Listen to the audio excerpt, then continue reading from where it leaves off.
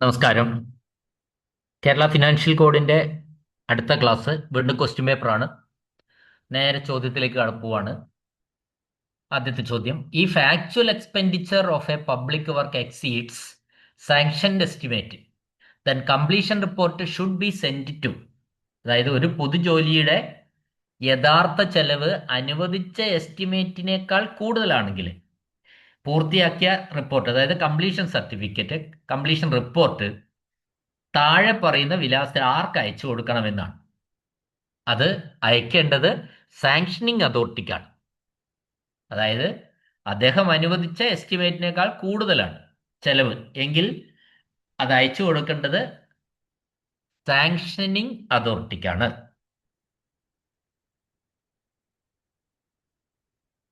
അടുത്ത ചോദ്യം: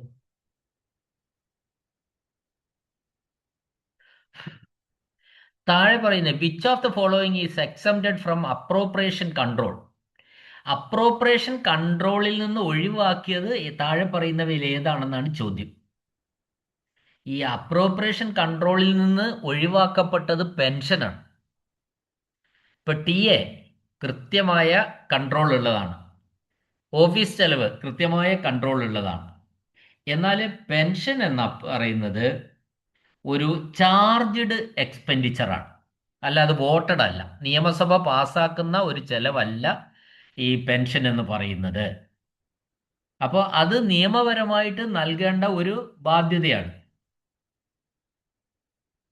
അപ്പോൾ ഇത് വിരമിച്ച ജീവനക്കാരുടെ എണ്ണത്തിലോ തുകയിലോ ഉണ്ടാകുന്ന വ്യത്യാസങ്ങൾ കാരണം ഇതിന്റെ യഥാർത്ഥ ചെലവ് മുൻകൂട്ടി കാണാൻ കഴിഞ്ഞെന്ന് വരില്ല. അപ്പോൾ അതേ സമയത്ത് ഇവിടെ തന്നിരിക്കുന്ന ഓപ്ഷനുകൾ ഇതൊക്കെയാണ്: ഓഫീസ് ചെലവ്, TA, അല്ലെങ്കിൽ ഓഫീസ് സ്റ്റേഷനറി വാങ്ങുന്നതിന്, യാത്രകൾക്കോ ബജറ്റിൽ കൃത്യമായ തുക അനുവദിച്ചിട്ടുണ്ട്.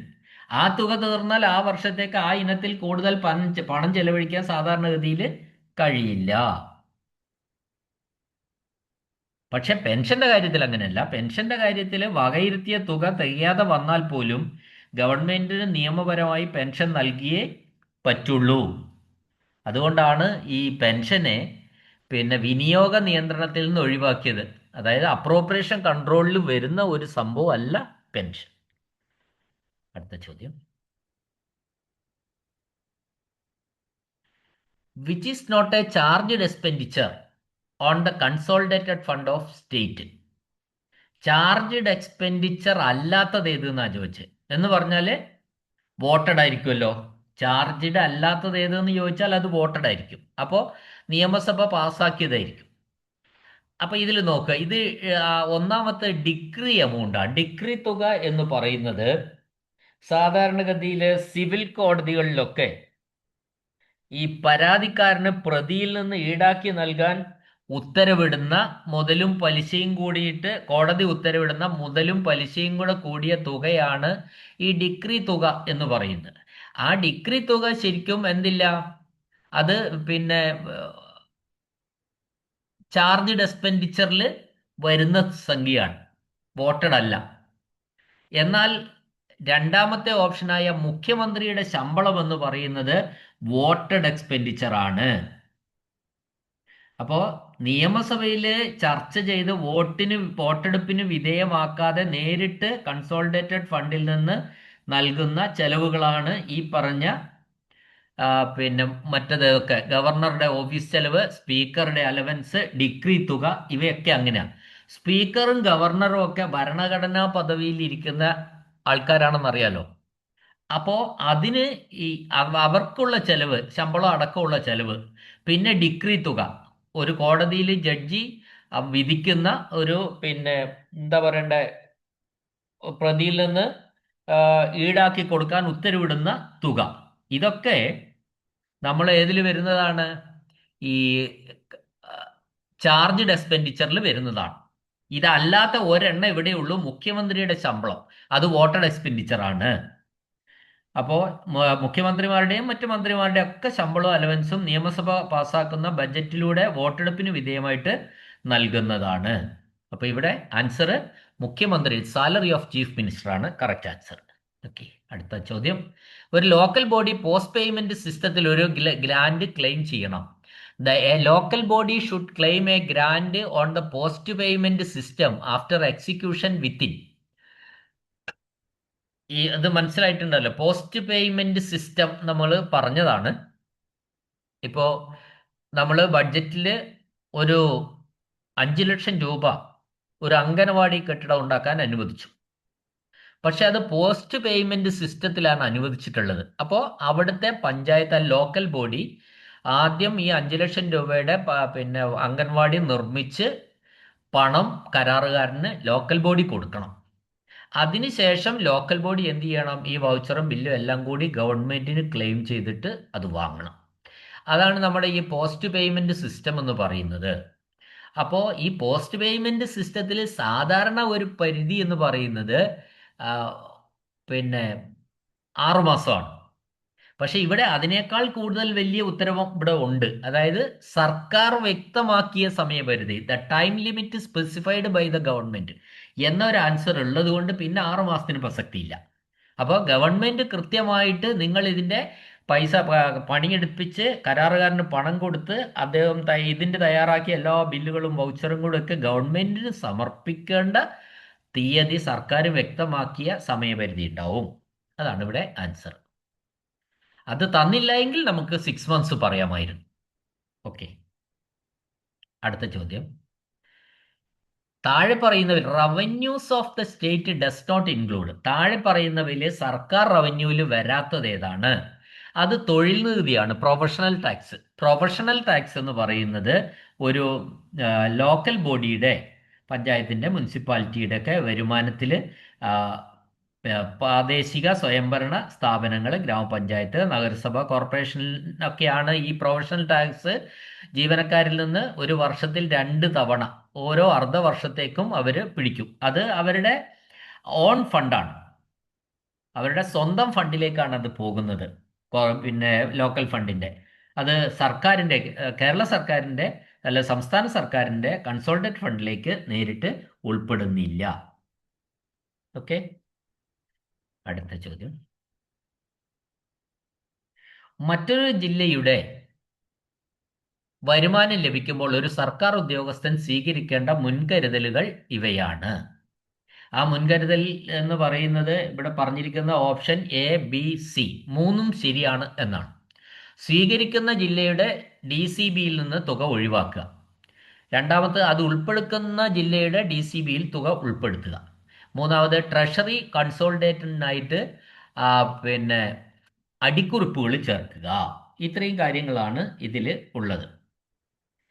അപ്പോൾ ഇത് ഞാനൊരു ഉദാഹരണത്തിലൂടെ പറയാം. കണ്ണൂർ ജില്ലയിലെ ഒരു ഓഫീസിൽ കാസർഗോഡ് ജില്ലയിലെ ഒരു തുക, റവന്യൂ വരുമാനമോ എന്തെങ്കിലും ആവട്ടെ, ലീസ് തുകയോ എന്തെങ്കിലും, കാസർഗോഡ് ജില്ലയുടെ ഒരു വരുമാനം കണ്ണൂർ ജില്ലയിലെ ഒരു ഓഫീസിൽ തെറ്റായി മാറി അടച്ചു. അങ്ങനെ വന്നാൽ ഈ തുക കണ്ണൂർ ജില്ലയുടെ DCB കളക്ഷൻ, അതായത് ഡിമാൻഡ് കളക്ഷൻ ബാലൻസ് സ്റ്റേറ്റ്മെന്റിൽ ചേർക്കാൻ പാടില്ല. കാരണം ഇത് കണ്ണൂർ ജില്ലയുടെ അല്ല. അതാണ് എ പറഞ്ഞിരിക്കുന്നത്. ഇനി രണ്ടാമത് പറയുന്നത് എന്താണെന്ന് വെച്ചാൽ, ഏത് ജില്ലയ്ക്കാണോ ഈ തുക അവകാശപ്പെട്ടത്, ഇവിടെ നമ്മൾ പറഞ്ഞ ഉദാഹരണത്തിൽ കാസർഗോഡ് ജില്ലയ്ക്കാണ് ഈ തുക അവകാശപ്പെട്ടത്, ആ ജില്ലയിലെ DCB രജിസ്റ്ററിലാണ് ഇത് ഉൾപ്പെടുത്തേണ്ടത്. അതിനു വേണ്ടിയിട്ട് ആ ജില്ലയ്ക്ക് ഒരു ഡിമാൻഡ് കളക്ഷൻ ബാലൻസ് രജിസ്റ്റർ ഉണ്ടാവും, അതാണ് DCB രജിസ്റ്റർ. അതിലാണ് ഉൾപ്പെടുത്തേണ്ടത് യഥാർത്ഥത്തിൽ. ഇതിനായിട്ട് എന്ത് ചെയ്യണം? ഈ തുക ലഭിച്ച വിവരം ആ ഓഫീസിലേക്ക്, അതായത് കാസർഗോഡ് ജില്ലയുടെ ഓഫീസിലേക്ക് നമ്മൾ അറിയിക്കണം. അതായത് ചുരുക്കി പറഞ്ഞാൽ, മുകളിൽ പറഞ്ഞ ഈ പറഞ്ഞ ഉദാഹരണമാണെങ്കിൽ ഈ കണ്ണൂർ ഓഫീസിന് ലഭിച്ച തുക കാസർഗോഡ് ജില്ലയുടെ DCBയിൽ ഉൾപ്പെടുത്തിയാൽ മതി. ഇനി അടുത്തതിൽ പറയുന്നത് എന്താണെന്ന് വെച്ചാൽ, നിങ്ങൾ ഇപ്പോൾ ഈ അക്കൗണ്ടുകൾ തമ്മിൽ ഒത്തു നോക്കുമ്പോൾ, ട്രഷറി അക്കൗണ്ടുകൾ ടാലി ചെയ്യുമ്പോൾ ആശയക്കുഴപ്പം ഉണ്ടാവും. കാരണം അവിടുത്തെ എമൗണ്ട് ഇവിടെ രേഖപ്പെടുത്തി കഴിയുമ്പോൾ. അപ്പോൾ അങ്ങനെ ട്രഷറി രേഖകളിലൊക്കെ എന്ത് ചെയ്യണം? ഇതിൻ്റെ വിശദാംശങ്ങൾ സൂചിപ്പിക്കുന്ന ഫൂട്ട് നോട്ട്സ് രേഖപ്പെടുത്തണം. ഫൂട്ട് നോട്ട്സ് എന്ന് പറഞ്ഞാൽ അടിക്കുറിപ്പുകളാണ്. അപ്പോൾ അതെങ്ങനെ രേഖപ്പെടുത്തും? ഇപ്പോൾ ഈ തുക കാസർഗോഡ് ജില്ലയിലേക്കുള്ളതാണ് എന്ന് അക്കൗണ്ട് സ്റ്റേറ്റ്മെന്റിലോ റീകൺസിലേഷൻ സ്റ്റേറ്റ്മെന്റിലോ ഒരു അടിക്കുറിപ്പായിട്ട് രേഖപ്പെടുത്തിയാൽ മതി, പ്രശ്നം തീർന്നു. അപ്പൊ ഈ മൂന്ന് ശരിയാ. സ്വീകരിക്കുന്ന ജില്ലയുടെ DCBയിൽ ചേർക്കാൻ പാടില്ല. അത് ഉൾപ്പെടുന്ന ജില്ലയുടെ ഏത് ജില്ലയ്ക്കാണോ ഇത് അർഹതപ്പെട്ടത് ആ ജില്ലയുടെ DCBയിൽ തുക ഉൾപ്പെടുത്തണം. മൂന്നാമത്തെ, ട്രഷറി റീകൺസിലേഷൻ നടക്കുമ്പോൾ അതിൻ്റെ അടിയിൽ ഈ തുക അല്ലെങ്കിൽ എന്തെങ്കിലും ഫുട് നോട്ട് രേഖപ്പെടുത്തിയാൽ മതി, അടിക്കുറിപ്പുകൾ രേഖപ്പെടുത്തുക. ഓക്കെ, അടുത്ത ചോദ്യം. അടുത്ത ഓഡിറ്റ് റിപ്പോർട്ട് അതെ, താഴെ പറയുന്നവയിൽ ഏതാണ് ഓഡിറ്റ് റിപ്പോർട്ട് എന്നാണ് ചോദ്യം. ഓഡിറ്റ് റിപ്പോർട്ട് ശരിക്കും ഒരു കൺട്രോളാണ്. അതിവിടെ ആൻസർ ലെജിസ്ലേറ്റീവ് കൺട്രോൾ എന്നാണ് നമ്മൾ ഓഡിറ്റ് റിപ്പോർട്ടിന് പറഞ്ഞത്. നിയമനിർമ്മാണ നിയന്ത്രണമാണ് ശരിക്കും ഈ ഓഡിറ്റ് റിപ്പോർട്ട്. അപ്പോൾ അത് ലെജിസ്ലേറ്റീവ് കൺട്രോളാണ്. അപ്പോൾ ഈ സർക്കാരിൻ്റെ ധനകാര്യ ഇടപാടുകളുടെ മേൽ നിയമസഭയ്ക്കുള്ള നിയന്ത്രണം ഉറപ്പാക്കുന്നത് ഈ ഓഡിറ്റ് റിപ്പോർട്ടിലൂടെയാണ്. ഇപ്പോൾ ഒരു ഉദാഹരണം പറഞ്ഞാൽ CAG സമർപ്പിക്കുന്ന റിപ്പോർട്ടുകൾ നമ്മൾ പബ്ലിക് അക്കൗണ്ട്സ് കമ്മിറ്റി പരിശോധിക്കും. അപ്പോൾ പബ്ലിക് അക്കൗണ്ട്സ് കമ്മിറ്റി എന്ന് പറഞ്ഞാൽ നിയമസഭ നിയമനിർമ്മാണ സഭയുടെ നിയന്ത്രണത്തിലുള്ള ഒരു പ്രധാന ഉപകരണമാണ് നമ്മളിപ്പോൾ പറഞ്ഞ ഓഡിറ്റ് റിപ്പോർട്ട്. മതിയല്ലോ, അതിൽ കൂടുതൽ വിശദീകരണത്തിന് ആവശ്യമില്ല. ഓഡിറ്റ് റിപ്പോർട്ട് എന്ന് പറയുന്നത് ഒരു ലെജിസ്ലേറ്റീവ് കൺട്രോൾ ആണെന്ന് മനസ്സിലാക്കി വെക്കുക. അടുത്തത്, register of special recoveries is maintained by, അതായത് പ്രത്യേക റിക്കവറി വീണ്ടെടുക്കൽ എന്ന് പറഞ്ഞാൽ മനസ്സിലാവില്ല. പ്രത്യേക റിക്കവറികളുടെ രജിസ്റ്റർ സൂക്ഷിക്കുന്ന ആരാണെന്നാ ചോദ്യം. അത് അക്കൗണ്ടന്റ് ജനറലാണ്, AG ആണ്. അടുത്ത ചോദ്യം, ഒരു സൂപ്പർ ന്യൂമററി പോസ്റ്റ് ഇതാണ്. സൂപ്പർ ന്യൂമററി പോസ്റ്റ് എന്ന് പറഞ്ഞാൽ യഥാർത്ഥത്തിൽ ആ തസ്തിക അവിടെ ഉണ്ടാവില്ല. പല ഘട്ടങ്ങളിലും ഈ സൂപ്പർ ന്യൂമററി ആയിട്ട് നമ്മൾ ജീവനക്കാരെ നിയമിക്കാറുണ്ട്. അപ്പോൾ അതിന് നമ്മൾ ഇവിടെ പറഞ്ഞ പ്രകാരമാണെങ്കിൽ അതൊരു ഷാഡോ പോസ്റ്റാണ്. സൂപ്പർ ന്യൂമററി പോസ്റ്റ് എന്ന് പറയുന്നത് ഒരു ഷാഡോ പോസ്റ്റാണ്. യഥാർത്ഥത്തിൽ അത് നിലവിലുള്ള ഒരു തസ്തികയുടെ തണലിൽ പ്രവർത്തിക്കുന്ന ഒന്നാണെന്ന് പറയാം. അതുകൊണ്ട് ആ ഷാഡോ പോസ്റ്റ് എന്ന് പറയാം, തണൽ, ഷാഡോ. ഇത് ശരിക്കും ഈ ജോലികൾ ചെയ്യിക്കാനായിട്ട് പുതുതായിട്ടുണ്ടാക്കുന്ന ഒരു വർക്കിംഗ് പോസ്റ്റ് അല്ല, മറിച്ച് ഒരു പ്രത്യേക വ്യക്തിയുടെ സേവനം ക്രമീകരിക്കുന്നതിനോ ശമ്പളം നൽകുന്നതിനോ വേണ്ടി മാത്രം നിലവിലുള്ള മറ്റൊരു തസ്തികയോട് ചേർത്ത് അതിൻ്റെ നിഴല് പോലെ താൽക്കാലികമായി കാണിക്കുന്ന ഒന്നാണിത്. ഇപ്പം നമ്മൾ കഴിഞ്ഞ മിനിസ്ട്രിയുടെ ലാസ്റ്റ് കാലത്ത് നമ്മൾ ഈ സ്പോർട്സിൽ പ്രാവീണ്യം ലഭിച്ച ഉദ്യോഗാർത്ഥികൾക്ക് ഒരുപാട് പേർക്ക് പിന്നെ LDC ആയിട്ട് നിയമനം കൊടുത്തു സ്പോർട്സിൽ. അപ്പോൾ അത് അന്ന് പോസ്റ്റ് ഇല്ലായിരുന്നു, പക്ഷെ സൂപ്പർ ന്യൂമററി പോസ്റ്റ് ആയിട്ടാണ് അവരെ നിയമിച്ചത്. അതുപോലെയുള്ള ഒന്നാണ്, അതായത് ഒരു വ്യക്തിയുടെ സേവനം ക്രമീകരിക്കുന്നതിനോ ശമ്പളം നൽകുന്നതോ മാത്രം ഉദ്ദേശം. ഓക്കെ, ഇപ്പോൾ ഒരു ഷാഡോ പോസ്റ്റാണ് ശരിക്കും ഈ സൂപ്പർ ന്യൂമററി പോസ്റ്റ് എന്ന് പറയുന്നത്. അടുത്ത ചോദ്യം, ഫിഡലിറ്റി ഇൻഷുറൻസിന്റെ പ്രീമിയം ഏതിൽ നിന്ന് അടയ്ക്കുന്നു? അത് കണ്ടിൻജൻസി എന്നാണ് കേട്ടോ, കണ്ടിൻജന്റ് ചാർജുകളിൽ നിന്നാണ്. ഓർമ്മിച്ച് വെക്കണേ, ഇമ്പോർട്ടൻ്റ് ആണ്. ഫിഡലിറ്റി ഇൻഷുറൻസ് നമ്മൾ നിരവധി തവണ പറഞ്ഞതാണ്. ഇൻഷുറൻസ് ക്യാഷ് ഹാൻഡിലിംഗ് ചെയ്യുന്ന ജീവനക്കാരുടെ ആ ക്യാഷ് ഹാൻഡിലിംഗ് പോകും ജീവനക്കാരനും എല്ലാം കൂടി ഇൻഷുർ ചെയ്യുന്ന ഒരു സംവിധാനമാണ് ഫിഡലിറ്റി ഇൻഷുറൻസ്. ആ ഫിഡലിറ്റി ഇൻഷുറൻസ് ഈ കണ്ടിൻജന്റ് ചാർജുകളിൽ നിന്നാണ് അടയ്ക്കുന്നത് എന്നാണ് നമ്മൾ മനസ്സിലാക്കണം. അപ്പോൾ അവിടെ നമുക്ക് ഇനിയും പറയേണ്ട ആവശ്യമില്ലല്ലോ. ഇപ്പം സർക്കാർ പിന്നെ ഓഫീസുകളിൽ പണത്തിൻ്റെയും വിലപിടിപ്പുള്ള വസ്തുക്കളുടെയും ചുമതലയുള്ള ഉദ്യോഗസ്ഥർക്കായിട്ട് ഏർപ്പെടുത്തുന്ന ഇൻഷുറൻസ് ആണ് ഈ ഫിഡലിറ്റി ഇൻഷുറൻസ് എന്ന് പറയുന്നത്. അതിൻ്റെ പ്രീമിയം നമ്മൾ കൃത്യമായിട്ട് അടയ്ക്കണം. അപ്പോൾ ആ പ്രീമിയം അടയ്ക്കുന്നത് നമ്മുടെ ഔദ്യോഗിക ചെലവുകളുടെ ഭാഗമായ ശരിക്കും ഈ കണ്ടിൻജന്റ് ചാർജുകളിൽ നിന്നാണ്.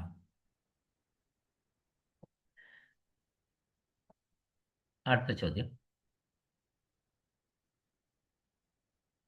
ട്രഷറിയിൽ ക്രെഡിറ്റ് ചെയ്യുന്നതിന് മുമ്പ് അക്കൗണ്ടുകളിൽ രസീതുകൾ പോസ്റ്റ് ചെയ്യുന്നതിൻ്റെ ഉദ്ദേശം, അതായത് the purpose of posting receipts in accounts before being credited into the treasury is for. അതെന്തിനാണെന്നാണ് ചോദിച്ചത്. ട്രഷറിയിൽ ഒരു എമൗണ്ട് ക്രെഡിറ്റ് ചെയ്യുന്നതിന് മുമ്പ് അക്കൗണ്ടുകളിൽ അക്കൗണ്ടുകളിൽ രസീതുകൾ പോസ്റ്റ് ചെയ്യുന്നതിൻ്റെ ഉദ്ദേശം എന്താണെന്നാണ് ചോദിച്ചത്. അപ്പോൾ ഈ പണം എൻ്റെ വിശദീകരണം പറഞ്ഞാലേ, ഈ പണം ട്രഷറിയിൽ അടയ്ക്കുന്നതിന് മുമ്പ് തന്നെ ഓഫീസിലെ അക്കൗണ്ടുകളിൽ രസീത് രേഖപ്പെടുത്തുമ്പോൾ കൺട്രോളിംഗ് ഓഫീസർക്ക് ആ തുക കൃത്യമായി ലഭിച്ചിട്ടുണ്ടോ എന്ന് പരിശോധിക്കാൻ സാധിക്കുന്നു. നമ്മൾ അതിന് ഒരുപാട് ഉദാഹരണങ്ങളുണ്ട്. നമ്മളിപ്പോൾ സ്കൂളുകളിൽ വിദ്യാർത്ഥികളിൽ നിന്നും പിരിച്ച ഫീസ് ട്രഷറിയിൽ അടയ്ക്കുന്നു. അപ്പോൾ ഈ സ്കൂളുകളിൽ ഇപ്പോൾ 9ലും 10ലും സ്പെഷ്യൽ ഫീസുകളുണ്ട്. അപ്പോൾ ആ സ്പെഷ്യൽ ഫീസ് പിടിച്ച് ട്രഷറിയിൽ അടയ്ക്കുന്നതിന് മുമ്പ് തന്നെ അത് ക്യാഷ് ബുക്കിൽ രേഖപ്പെടുത്തും. അപ്പോൾ അത് പിന്നെ ഹെഡ് മാസ്റ്റർമാർക്ക്, അല്ലെങ്കിൽ അവിടുത്തെ കൺട്രോളിംഗ് ഓഫീസർ ഹെഡ് മാഷാണ്, ആ തുകയുടെ കൃത്യത പരിശോധിക്കാനും കൃത്യസമയത്ത് അത് പിന്നെ സൂപ്പർവൈസ് ചെയ്യാനും ഒക്കെ കഴിയുന്നു എന്നതാണ് അതിൻ്റെ ഒരു മെച്ചം. അപ്പോൾ പണം അടയ്ക്കുന്നതിന് മുമ്പ് തന്നെ ഈ റെസീറ്റ് ക്യാഷ് ബുക്കിൽ രേഖപ്പെടുത്തുക. മനസ്സിലായില്ലേ? അല്ലെങ്കിൽ വേറെയും പറയാം, നമ്മൾ ഒരു യൂണിവേഴ്സിറ്റി പരീക്ഷാ ഫീസും സർട്ടിഫിക്കറ്റ് ഫീസും വേറെ വേറെ ഹെഡുകളിലാണ് ശരിക്കും അടയ്ക്കുന്നത്. അപ്പോൾ ഈ റെസീറ്റ് അക്കൗണ്ടിൽ പോസ്റ്റ് ചെയ്യുമ്പോൾ തന്നെ ശരിയായ ഹെഡ് ഏതാണെന്ന് ഉറപ്പുവരുത്താൻ സാധിക്കുന്നതിന് ഈ ക്ലാസിഫിക്കേഷൻ ആദ്യം നടത്തി കഴിഞ്ഞാൽ അത് കൃത്യമായിട്ട് ആ ഹെഡ് ഓഫ് അക്കൗണ്ടിൽ തന്നെ നമുക്ക് പണം ട്രഷറിയിലേക്കൊക്കെ അടയ്ക്കാൻ വേണ്ടി കഴിയും. അപ്പോൾ ഈ ഇതുകൊണ്ടുള്ള മിക്ക അക്കൗണ്ടിൽ അങ്ങനെ ചെയ്യുന്നതുകൊണ്ടുള്ള ഉദ്ദേശം എന്താണെന്ന്, ഇത് ആൻസർ 3 അപ്പോൾ കൺട്രോളിംഗ് ഓഫീസർക്ക് പരിശോധിക്കാൻ എളുപ്പമാണ്. ഈ തെറ്റായ ക്ലാസിഫിക്കേഷൻ, ഓരോ ക്ലാസിഫിക്കേഷനും കറക്റ്റ് ആയിരിക്കും. അല്ല ഹെഡ് ഓഫ് അക്കൗണ്ട് ഏത് ഹെഡ് ഓഫ് അക്കൗണ്ടിലാണ് കണക്കുന്നതെന്നൊക്കെ 2-3-4 ഫണ്ട് ക്യാഷുകളുണ്ട്. അപ്പം 4 ഹെഡ് ഓഫ് അക്കൗണ്ടിലേക്ക് അടയ്ക്കേണ്ടതെങ്കിൽ ആദ്യം തന്നെ ഇതിൻ്റെ റെസീറ്റൊക്കെ രേഖപ്പെടുത്തി എല്ലാം ക്യാഷ് ബുക്കിൽ അടക്കം എഴുതി കഴിഞ്ഞാൽ നമുക്ക് അടയ്ക്കുന്നതിൻ്റെ തെറ്റായ ഹെഡ് ഓഫ് അക്കൗണ്ടിലേക്ക് പോകുന്നത് ഒഴിവാക്കാൻ പറ്റും. മറ്റൊന്ന്, ട്രഷറി ചെലാൻ തയ്യാറാക്കാൻ എളുപ്പമാണ്. ഇത് ഓരോ ഹെഡ് ഓഫ് അക്കൗണ്ട് വെച്ചിട്ട് ട്രഷറി ചെലാൻ തയ്യാറാക്കാനും ഇത്തരത്തിൽ ചെയ്യുമ്പോൾ എളുപ്പമാണ് എന്നാണ് പറഞ്ഞത്. An excess amount is drawn from treasury on an establishment pay bill. Then who will be responsible for the excess amount? അപ്പോൾ ഒരു ശമ്പള ബില്ലിൽ, ഒരു സ്ഥാപനത്തിൻ്റെ ശമ്പള ബില്ലിൽ അധിക തുക ക്ലെയിം ചെയ്തു പോയി. അപ്പോൾ ആ അധിക തുകയ്ക്ക് ഉത്തരവാദി ആരാ? ഒന്നുമില്ല, ക്ലെയിം ചെയ്ത ആളാ, ഡ്രോയിങ് ഓഫീസറാ. ഏത് സ്ഥാപനത്തിൻ്റെ ശമ്പള ബില്ലിലാണോ അത് വന്നിരിക്കുന്നത്, ആ ശമ്പള ബില്ലിലെ ഡ്രോയിങ് ഓഫീസറാണ് അതിൻ്റെ ഉത്തരവാദി. അടുത്ത ചോദ്യം, അപ്രതീക്ഷിതമായ ആവശ്യം നിറവേറ്റുന്നതിന് the power of the legislature to grant money from state fund to meet unexpected demand, അതിനാണ് നമ്മൾ വോട്ട് ഓഫ് ക്രെഡിറ്റ് എന്ന് പറയുന്നത്. അപ്പോൾ അപ്രതീക്ഷിതമായ ആവശ്യങ്ങൾ നിറവേറ്റുന്നതിനായിട്ട് സംസ്ഥാന ഫണ്ടിൽ നിന്ന് പണം അനുവദിക്കുന്നതിനുള്ള നിയമസഭയുടെ അധികാരത്തെയാണ് നമ്മൾ വോട്ട് ഓഫ് ക്രെഡിറ്റ് എന്ന് പറയുന്നത്. അപ്പോൾ ആ രീതിയിലാണ് അതിനെ നമ്മൾ കാണാൻ കഴിയുന്നത്. വോട്ട് ഓഫ് ക്രെഡിറ്റ് വഴി ഇപ്പോൾ പ്രകൃതി ദുരന്തങ്ങൾ, അല്ലെങ്കിൽ സംസ്ഥാനത്ത് മുൻകൂട്ടി കാണാനാവാത്ത രീതിയിൽ അതിശക്തമായ വെള്ളപ്പൊക്കം, ഭൂകമ്പം, അല്ലെങ്കിൽ മഹാമാരി, എന്തെങ്കിലും അടിയന്തര രക്ഷാപ്രവർത്തനങ്ങൾക്കും ദുരിതാശ്വാസ പ്രവർത്തനങ്ങൾക്കുമായിട്ട് പെട്ടെന്ന് വലിയ തുക ആവശ്യമായി വന്നു കഴിഞ്ഞാൽ ആ സമയത്ത് നിയമസഭ അംഗീകാരം നൽകുന്നത് രീതിയാണ്, ആ പണം വിഡ്രോ ചെയ്യാൻ നിയമസഭ അധികാരം നൽകുന്ന രീതിയാണ് ശരിക്കും വോട്ട് ഓഫ് ക്രെഡിറ്റ് എന്ന് പറയുന്നത്. അടുത്ത ചോദ്യം, the time limit is specified in which type of execution of work? താഴെ പറയുന്ന കരാറുകളുണ്ട്, ഇതെല്ലാം കരാറുകൾ. ഈ കരാറുകളിൽ ഏത് കരാറിലാണ് കൃത്യമായ സമയപരിധി പറഞ്ഞിട്ടുള്ളത്? പീസ് വർക്ക് കരാറുണ്ട്, ലംസം കരാറുണ്ട്, ഷെഡ്യൂൾ കരാറുണ്ട്. ഇതിൽ സമയപരിധി, ടൈം ലിമിറ്റ് കൃത്യമായി സ്പെസിഫൈ ചെയ്തിട്ടുള്ളത് ഷെഡ്യൂൾ കരാറിലാണ്. അപ്പം നമ്മൾ വിട്ടുപോരുത്, ചോദ്യങ്ങൾ കേൾക്കുമ്പോൾ തന്നെ മനസ്സിലാക്കണം. ടൈം ഷെഡ്യൂൾ കൃത്യമായിട്ട് പറഞ്ഞിരിക്കുന്നത് ഷെഡ്യൂൾ കരാറിലാണ്. അപ്പോൾ അതായത് ഈ ഇത്തരം ഈ ഷെഡ്യൂൾ കരാറുകളിൽ എങ്ങനെയാണെന്ന് നമുക്ക് അറിയാലോ. പ്രവൃത്തിയുടെ അളവും ഇനങ്ങളും അനുസരിച്ചുള്ള നിരക്ക് പറഞ്ഞിട്ടുണ്ടാവും, റേറ്റ് പറഞ്ഞിട്ടുണ്ടാവും. പിന്നെ അതോടൊപ്പം കരാർ വ്യവസ്ഥപ്രകാരം നിശ്ചിത സമയപരിധിക്കുള്ളിൽ പ്രവൃത്തി പൂർത്തിയാക്കണമെന്നുള്ള നിബന്ധനവും ഉണ്ടാവും. അതുതന്നെയാണ് കറക്റ്റ് ഷെഡ്യൂൾ ചെയ്തിരിക്കുന്നത്. അതുകൊണ്ടാണ് ഷെഡ്യൂൾ കരാർ എന്ന് പറഞ്ഞ് പേര് വന്നിരിക്കുന്നത്. 86 ഫോം പോലത്തെ ടെക്സ്റ്റ് ക്വസ്റ്റ്യൻ ആണ്. 87 സർക്കാർ അക്കൗണ്ടിന്റെ ക്ലാസിഫിക്കേഷന്റെ പ്രധാന യൂണിറ്റ് ഏതാണ്? നമ്മൾ വളരെ ഇമ്പോർട്ടൻറ്റ് ചോദ്യമാണ്. അത് എല്ലായിടത്തും കാണാം. MOP വരുന്നുണ്ട് ആ ചോദ്യം, ട്രഷറി കോഡിൽ ആ ചോദ്യം വരുന്നുണ്ട്, ഇപ്പോൾ KFCയിലും ഉണ്ട്. The main unit of classification of government account is.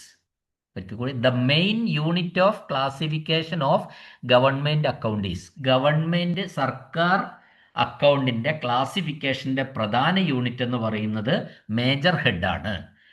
Answer major head എന്നാണ്. അടുത്ത ചോദ്യം, കൺട്രോളിംഗ് ഓഫീസർ ഓഡിറ്റ് സർട്ടിഫിക്കറ്റ് നൽകിയതിന് ശേഷം ഏത് രേഖകളാണ് നശിപ്പിക്കപ്പെടുന്നത്? Which documents are destroyed after the issue of audit certificate by the controlling officer? അതിൻ്റെ answer sub vouchers of secret service എന്നാണ്. ഇപ്പൊ ഗവൺമെന്റിന്റെ രഹസ്യ സ്വഭാവമുള്ള സീക്രട്ട് സർവീസ് ഞാൻ പല ക്വസ്റ്റ്യൻ പേപ്പറിലും പറഞ്ഞതാണ്. അപ്പൊ ഗവൺമെന്റിനെ സംബന്ധിച്ചിടത്തോളം രഹസ്യ സ്വഭാവമുള്ള പ്രവർത്തനങ്ങൾക്കായി ഉപയോഗിക്കുന്ന തുകയുടെ വൗച്ചറുകൾ സാധാരണ പോലെ ഓഡിറ്റ് ഓഫീസിലേക്കോ അല്ലെങ്കിൽ പൊതുപരിശോധനയ്ക്കോ അയക്കാറില്ല.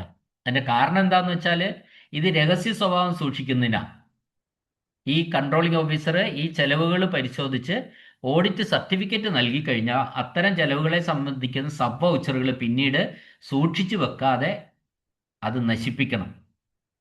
അപ്പം അത് നമ്മൾ ഉദാഹരണം പറഞ്ഞാൽ എന്താ പറയുക, അപ്പോൾ ഒരു ഇൻ്റലിജൻസ് വിഭാഗം അല്ലെങ്കിൽ ക്രൈം ബ്രാഞ്ച് അല്ലെങ്കിൽ മറ്റ് രഹസ്യ ഏജൻസികൾ വഴിയുള്ള സുരക്ഷാ പ്രവർത്തനങ്ങൾക്കും രഹസ്യ നീക്കങ്ങൾക്കും ഒക്കെ വേണ്ടിയിട്ട് പണം ചെലവഴിച്ചിട്ടുണ്ടാവും ഇൻ്റലിജൻസ് വിഭാഗവും ക്രൈം ബ്രാഞ്ചും ഒക്കെ.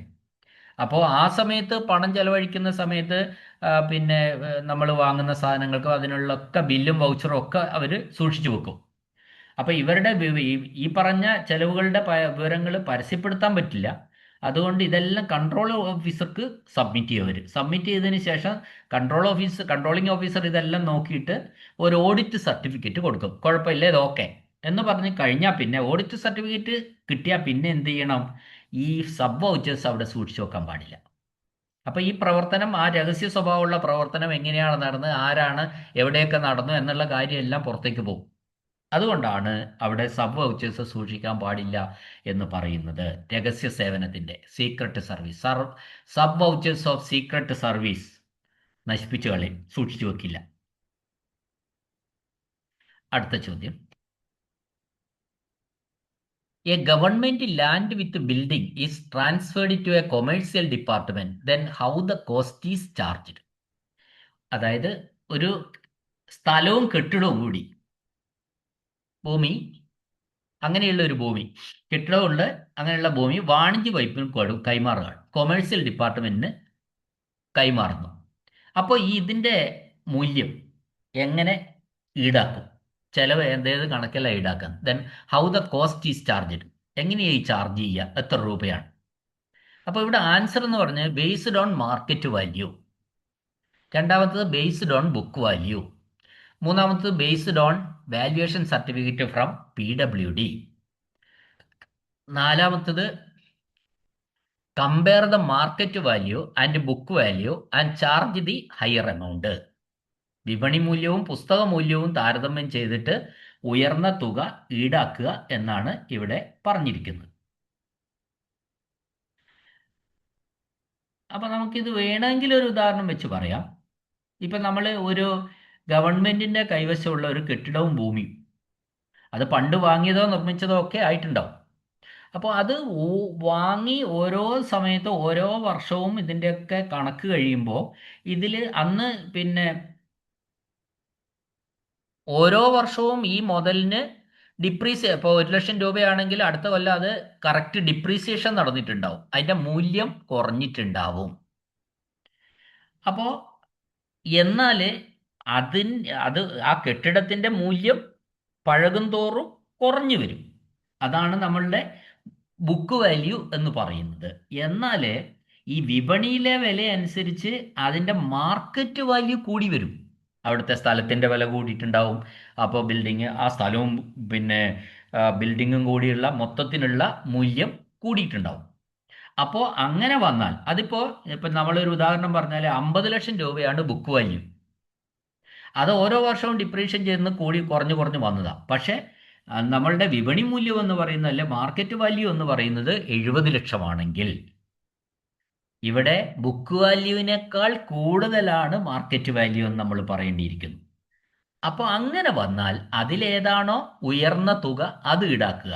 അങ്ങനെയെങ്കിൽ ഇവിടെ നമുക്ക് ഈ കേസിൽ 70 ലക്ഷം രൂപ ഈടാക്കാം. ഞാൻ പറഞ്ഞ മനസ്സിലായല്ലോ എക്സാമ്പിൾ. അതായത് ഒരു ഭൂമിയും കെട്ടിടവും PWD യുടെ കെട്ടിടവും ആ ഭൂമിയാണ്, പണ്ടെന്നോ കാലത്ത് നിർമ്മിച്ചതാണ്. അതിൻ്റെ നിലവിലുള്ള ബുക്ക് വാല്യൂ ഓരോ വർഷവും ഈ കെട്ടിടത്തിന് ഡിപ്രീസിയേഷൻ സംഭവിക്കും. അതായത് മൂല്യച്യുതി, മൂല്യം കുറഞ്ഞു വരും. അങ്ങനെ നിലവിലുള്ള മൂല്യം 50 ലക്ഷം രൂപയാണ്. ഓഡിറ്റിലൊക്കെ നമ്മൾ ഓരോന്നിൻ്റെ ഡിപ്രീസിയേഷൻ കണക്കാക്കിയാണ് പോകുന്നത്. എന്നാൽ ആ സ്ഥലവും ആ സ്ഥലത്തിന് ഓരോ വർഷം ചെല്ലുന്തോറും വില കൂടി വരിക. അപ്പോൾ അവിടെയുള്ളത് യഥാർത്ഥ മൂല്യം എന്താ? ഈ വിപണി മൂല്യം കൂടി വരികയാണ്. അതാണ് മാർക്കറ്റ് വാല്യൂ കൂടുതലാണ്. അപ്പോൾ ഏതാണോ കൂടുതൽ അത് ഈടാക്കുക. അപ്പോൾ മാർക്കറ്റ് വാല്യൂ ഇവിടെ 70 ലക്ഷവും ബുക്ക് വാല്യൂ 50 ലക്ഷവും ഉള്ളൂ. അതിൽ കൂടുതലുള്ളത് നമുക്ക് ഈടാക്കാം. അതുകൊണ്ട് ഇവിടെ 70 ലക്ഷം രൂപ ഈടാക്കാം. അടുത്ത ചോദ്യം.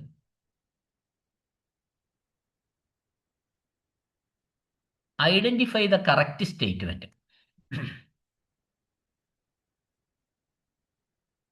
ശരിയായ പ്രസ്താവന തിരിച്ചറിയാനാ പറയുന്നത്. വിദേശികളെ നാട് കടത്തുന്നത് ഒരു ഏജൻസി വിഷയമാണ്. 2, പെർഫോമൻസ് ബജറ്റ് വിലയിരുത്തൽ റിപ്പോർട്ട് ധനമന്ത്രിക്ക് സമർപ്പിക്കുന്നു. ഇവിടെ ശരിയായ പ്രസ്താവന എന്ന് പറയുന്നത് നമ്മൾ ഈ വിദേശികളെ നാട് കടത്തുന്നത്, അതായത് deportation of foreigners is an agency subject, അതാണ് ശരിയായ സ്റ്റേറ്റ്മെന്റ്. അപ്പോൾ ഇതിൽ ഈ പറയുന്ന ഒരു സ്റ്റേറ്റ്മെന്റ് ശരിയുള്ളൂ. വിദേശികളെ നാട് കടത്തുന്നത് ഒരു ഏജൻസി വിഷയമാണ്. അപ്പോൾ അതിൻ്റെ ഒരു കാരണം എന്താണെന്ന് വെച്ചാൽ, അങ്ങനെ പറയാവുന്നത് എന്തുകൊണ്ടാണെന്ന് വെച്ചാൽ, നമ്മൾ ഈ ഭരണഘടനയിലെ 7ാം ഷെഡ്യൂൾ കേട്ടിട്ടുണ്ടാവില്ല എല്ലാവരും, 7th ഷെഡ്യൂൾ. ആ 7th ഷെഡ്യൂൾ പ്രകാരം കേന്ദ്ര സർക്കാരും സംസ്ഥാന സർക്കാരും തമ്മിലുള്ള അധികാര വിഭജനത്തിൽ ഏജൻസി വിഷയങ്ങൾ എന്ന് പറയുന്ന ഒരു വിഭാഗമുണ്ട്, ഏജൻസി വിഷയങ്ങൾ. അപ്പോൾ അതിൽ കേന്ദ്ര സർക്കാരിന് നിയമനിർമ്മാണ അധികാരമുള്ള ചില വിഷയങ്ങൾ നടപ്പിലാക്കാൻ സംസ്ഥാന സർക്കാരുകളുടെയോ അവരുടെ ഏജൻസികളുടെയോ സഹായം തേടാം. ഇപ്പോൾ ഉദാഹരണത്തിന് പൗരത്വം, നാടുകടത്തൽ, ഇതൊക്കെ പാസ്പോർട്ട് തുടങ്ങിയവയൊക്കെ കേന്ദ്ര സർക്കാരിൻ്റെ കീഴിലുള്ള വിഷയങ്ങളാണ്. എന്നാൽ ഒരു വിദേശിയെ നിയമവിരുദ്ധമായി രാജ്യത്ത് കണ്ടെത്തുകയും അയാളെ നാട് കടത്താൻ ഉത്തരവിടുകയും ചെയ്യുമ്പോൾ പ്രസ്തുത ഉത്തരവ് നടപ്പിലാക്കുന്നത് സംസ്ഥാനത്തെ പോലീസോ ബന്ധപ്പെട്ട ഏജൻസികളോ ആണ്, അല്ലേ? അതുകൊണ്ട് കേന്ദ്ര നിയമപ്രകാരം സംസ്ഥാന ഏജൻസികൾ നടപ്പിലാക്കുന്ന ഇത്തരം കാര്യങ്ങളെ ഏജൻസി വിഷയം എന്നാ വിളിക്കുക. അതുകൊണ്ട് ഇവിടെ നമ്മൾ ആൻസർ വിദേശികളെ നാട് കടത്തുന്നത് ഒരു ഏജൻസി വിഷയമാണ് എന്ന് പറയുന്നതാണ്. ആ സ്റ്റേറ്റ്മെന്റ് ആണ് കറക്റ്റ്. അടുത്ത ചോദ്യം. The subsidiary account maintained in A government department having commercial activities. ഒരു ഗവൺമെന്റ് ഡിപ്പാർട്ട്മെന്റിന്റെ കൊമേഴ്സ്യൽ ആക്ടിവിറ്റീസ് ഉള്ള അക്കൗണ്ട്, അത് ഏത് അക്കൗണ്ട് ആയിട്ടാണ് മെയിൻറ്റെയിൻ ചെയ്യുന്നത് എന്നാണ് ചോദ്യം. കൊമേഴ്സ്യൽ എന്ന് കേട്ടാൽ തന്നെ ആൻസർ പ്രൊഫോമ അക്കൗണ്ട് ആണ്. കൊമേഴ്സ്യൽ വാണിജ്യപരമായ കാര്യങ്ങൾക്ക് ഉപയോഗിക്കുന്നതാണ് ഈ കൊമേഴ്സ്യൽ ഈ പ്രൊഫോമ അക്കൗണ്ട് എന്ന് പറയുന്നത്. അപ്പോൾ ഈ വാണിജ്യ പ്രവർത്തനങ്ങളുള്ള സർക്കാർ വകുപ്പുകളിൽ ഈ പ്രധാന കണക്കുകൾക്ക് പുറമെ ആ വകുപ്പിലെ ലാഭനഷ്ടങ്ങളുള്ള വകുപ്പാണ് ഈ കൊമേഴ്സ്യൽ ഡിപ്പാർട്ട്മെന്റ്. അപ്പോൾ അവിടെ ലാഭനഷ്ടം, ഉൽപാദന ചെലവ് ഇവ കൃത്യമായി വിലയിരുത്താൻ വേണ്ടി പ്രൊഫോമ അക്കൗണ്ടുകളാണ് നമ്മൾ സൂക്ഷിക്കുന്നത്. ഇപ്പോൾ ഇവിടെ നമ്മൾ സർക്കാർ വകുപ്പിൽ അങ്ങനെ ഒരുപാടുണ്ട്. ഇപ്പോൾ ഒരു സർക്കാർ നടത്തുന്ന ഒരു ടിമ്പർ ഡിപ്പോ, അല്ലെങ്കിൽ സർക്കാർ നടത്തുന്ന ഒരു പ്രിന്റിംഗ് പ്രസ്, അപ്പോൾ ഇതൊക്കെ വാണിജ്യ പ്രവർത്തനങ്ങളാണ് ശരിക്കും. അവിടെ ലാഭവും നഷ്ടമാണ് വിഷയം. അപ്പോൾ അതുകൊണ്ട് അത്തരത്തിലുള്ള ഇവിടെ പൊതുജനങ്ങൾക്ക് സാധനങ്ങൾ വിൽക്കുമ്പോഴോ അല്ലെ സേവനം നൽകുമ്പോഴോ ലഭിക്കുന്ന വരവുകളോ അതിനായി വരുന്ന ചെലവുകളും യന്ത്രസാമഗ്രികൾ, അസംസ്കൃത വസ്തുക്കളൊക്കെ, ജീവനക്കാരുടെ വേതനം, അപ്പോൾ അത് ഒക്കെ എഴുതി സാധാരണ കണക്കുകൾക്ക് പുറമെ പ്രത്യേകം തയ്യാറാക്കണം. എന്നാൽ മാത്രമേ ഈ സ്ഥാപനം ലാഭത്തിലാണോ നഷ്ടത്തിലാണോ എന്നൊക്കെ പറയാൻ പറ്റുള്ളൂ. അതുകൊണ്ട് അത്തരം കണക്കുകൾ സെറ്റിൽ ചെയ്യുന്നത് ഒരു proforma അക്കൗണ്ടിലൂടെയാണ്.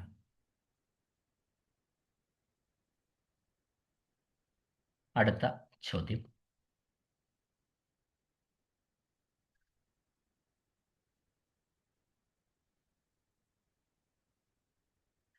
An officer's decision in a tender process amounts huge loss to government. Can he pray for a condonation? ഒന്ന് ശ്രദ്ധിച്ചോ? അതായത് ഒരു ടെൻഡർ നടത്തിയ ഒരു ഉദ്യോഗസ്ഥൻ ആ ടെൻഡർ നടത്തിയ പ്രക്രിയയിൽ നടത്തിയ ആ ടെൻഡർ ഫിക്സ് ചെയ്തപ്പോൾ സർക്കാരിന് വലിയ നഷ്ടം ഉണ്ടാക്കി. അത് ഉദ്യോഗസ്ഥനാണ് അതിൻ്റെ കാരണക്കാരൻ. അങ്ങനെയാണെങ്കിൽ ആ ഉദ്യോഗസ്ഥന് ഒരിക്കൽ ഒരു കണ്ടോണേഷനുള്ള അർഹതയുണ്ടോ എന്നാണ് ചോദ്യം. അപ്പോൾ അതിൻ്റെ ആൻസർ ഉണ്ട് എന്നാണ്. അത് പക്ഷേ എന്ത് വേണം? തൻ്റെ കഴിവിൻ്റെയും അനുഭവ പരിചയത്തിൻ്റെയും പരിധിയിൽ താൻ പരമാവധി ചെയ്തിട്ടുണ്ട് എന്ന് തെളിയിക്കാൻ ഉദ്യോഗസ്ഥന് കഴിയുമെങ്കിൽ അങ്ങനെ ഒരു കണ്ടോണേഷൻ അയാൾക്ക് കിട്ടും. ഓക്കെ, അടുത്ത ചോദ്യം.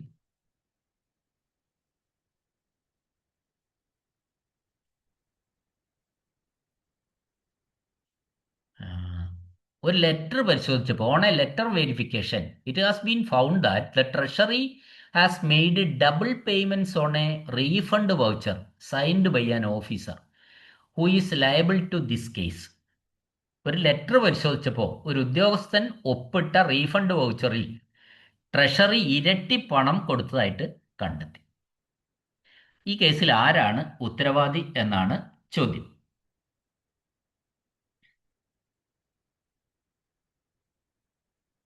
അപ്പോൾ അതിൽ നമ്മൾ പറയുമ്പോൾ ഈ ട്രഷറിയിൽ എത്തുന്ന ബില്ലും വൗച്ചറും ഒക്കെ പരിശോധിച്ച് പണം നൽകേണ്ടത് ആരാ? അവിടുത്തെ ട്രഷറി ഓഫീസറും ട്രഷറി ജീവനക്കാരുമാണ്.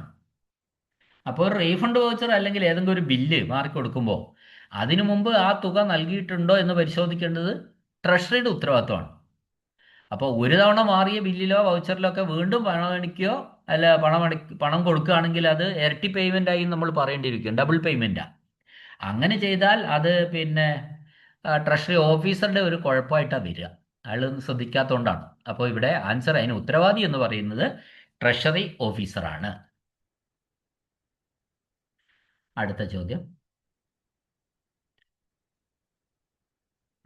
നമുക്ക് എല്ലാം വരുന്ന ആൻസറാണ്. അത് പോട്ടെ.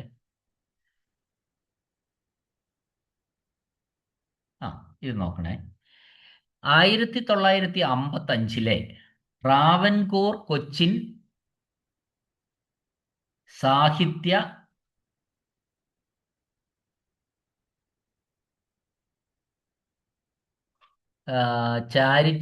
ശാസ്ത്ര ചാരിറ്റബിൾ സൊസൈറ്റി ആക്ടിന് കീഴിൽ രജിസ്റ്റർ ചെയ്തിട്ടുള്ള വ്യവസായങ്ങൾ നിർമ്മിക്കുന്ന ഉൽപ്പന്നങ്ങൾക്ക് നൽകുന്ന വില മുൻഗണനാ നിരക്ക് എന്ന്.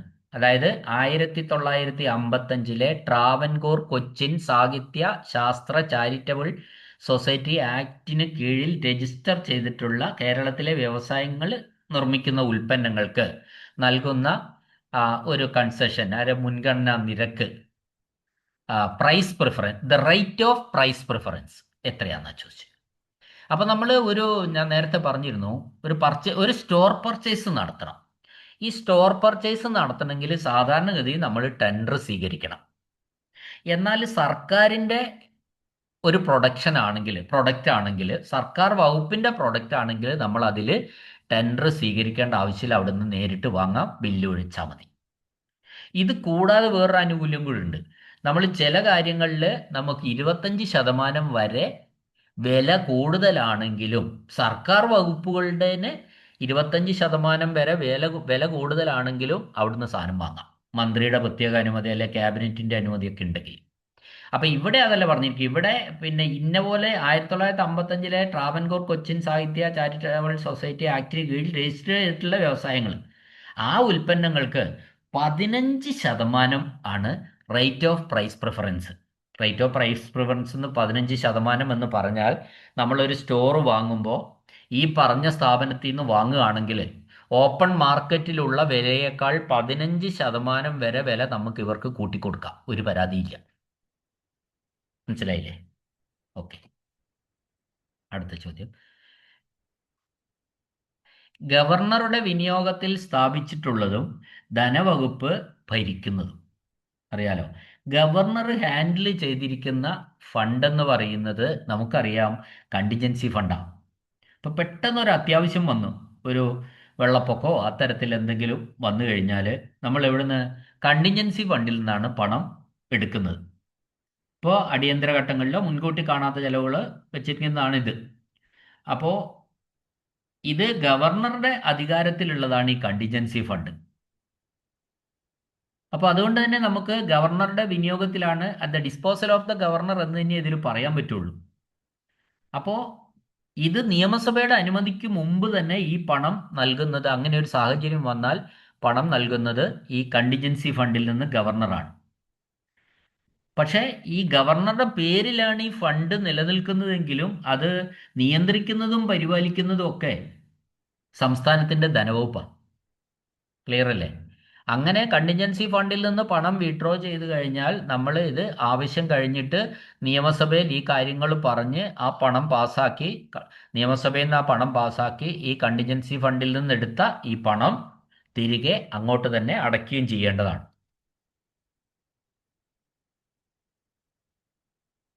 അടുത്ത ചോദ്യം, the money received and administered by a body other than government but has been controlled by the government by law. ഗവൺമെന്റിന്റെ പണമല്ല, ഗവൺമെന്റിന്റെ നിയന്ത്രിക്കുന്നതാണെങ്കിൽ അതെന്തായിരിക്കും? ഇവിടെ കാണുന്ന ഓപ്ഷനിൽ ലോക്കൽ ഫണ്ടാണ്. ലോക്കൽ ഫണ്ടാണ് ആൻസർ. അടുത്ത ഫോമാണ്. അടുത്ത ചോദ്യം എല്ലാം വരുന്ന ആൻസറാണ്, അതും വേണ്ട നമുക്ക്. ദ ലാസ്റ്റ് ക്വസ്റ്റ്യൻ, സർക്കാർ ഏജൻസി നിർവഹിച്ച ഒരു ജോലിക്ക്, നമുക്കറിയാലോ സർക്കാർ ഏജൻസി നിർവഹിച്ച ഒരു ജോലിക്ക് ഒരു സ്വകാര്യ കക്ഷിയിൽ നിന്ന് എസ്റ്റാബ്ലിഷ്മെന്റ് ചാർജുകൾ ഈടാക്കും. അതിന് പറയുന്ന പേരെന്താണ്? അതിനാണ് നമ്മൾ സെൻറ്റേജ് ചാർജ് എന്ന് പറയുന്നത്. മിക്കവാറും ചോദ്യപേപ്പറിലുള്ള ഒരു ക്വസ്റ്റ്യൻ ആണ് സെൻറ്റേജ് ചാർജ്. ഈ സെൻറ്റേജ് ചാർജ് എന്ന് പറഞ്ഞാൽ ഇങ്ങനെ സർക്കാരിൻ്റെ വകുപ്പുകൾക്കോ അല്ലെ സ്വകാര്യ വ്യക്തികൾക്കോ ഒക്കെ വേണ്ടിയിട്ട് ഇപ്പോൾ PWD പോലെയുള്ള സ്ഥാപനങ്ങൾ പ്രവർത്തികൾ ഏറ്റെടുത്ത് നടത്തുമ്പോൾ അതിനായിട്ട് വരുന്ന മേൽനോട്ട ചാർജ് ഉണ്ടാവും, ഓഫീസ് ചെലവുണ്ടാവും, പിന്നെ എസ്റ്റാബ്ലിഷ്മെൻറ്റ് ചെലവുകൾ ഉണ്ടാവും. എന്നിവയ്ക്കായിട്ട് നിശ്ചിത ശതമാനത്തിൽ ഈടാക്കുന്ന പാർട്ടിയോട്, ഈ വ്യക്തിയോട് നിശ്ചിത ശതമാനത്തിൽ ഈടാക്കുന്ന തുകയെയാണ് നമ്മൾ സെൻറ്റേജ് ചാർജ് എന്ന് പറയും. ഓക്കെ, ക്ലാസ്, ഈ ക്വസ്റ്റ്യൻ പേപ്പർ ഇവിടെ നമ്മൾ അവസാനിക്കുകയാണ്. ക്ലാസ് കേൾക്കുന്ന എല്ലാവർക്കും നന്ദി, നമസ്കാരം.